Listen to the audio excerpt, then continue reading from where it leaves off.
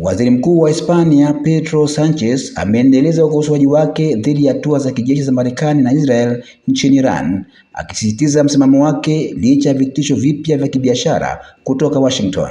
Akizungumza kupitia hotuba ya televisheni, Sanchez ameonya kuwa vita dhidi ya Iran vina hatari ya kucheza kamari ya kirusi na maisha ya mamilioni ya watu. Kauli ya Sanchez inafuatia tamko la Rais wa Marekani Donald Trump kutishia kusitisha biashara kati ya Marekani na Hispania. Trump alitoa onyo hilo kufuatia uamuzi wa Hispania kukataa kuruhusu Marekani kutumia kambi za pamoja za kijeshi zilizopo nchini humo kwa ajili ya mashambulizi dhidi ya Iran.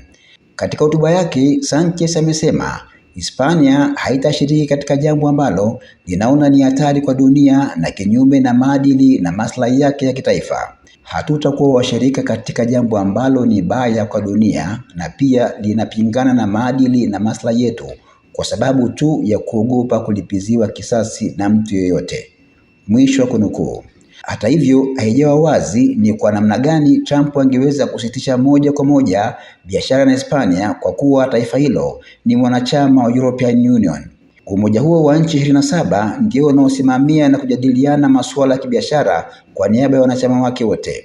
Kwa upande wa Umoja wa Ulaya umesema kuwa utalinda maslahi yake na kuendelea kufanya kazi na kuimarisha uhusiano wa kibiashara na Marekani. Kwa upande wa Umoja wa Ulaya umesema kuwa utalinda maslahi yake na kuendelea kufanya kazi ya kuimarisha uhusiano wa kibiashara na Marekani.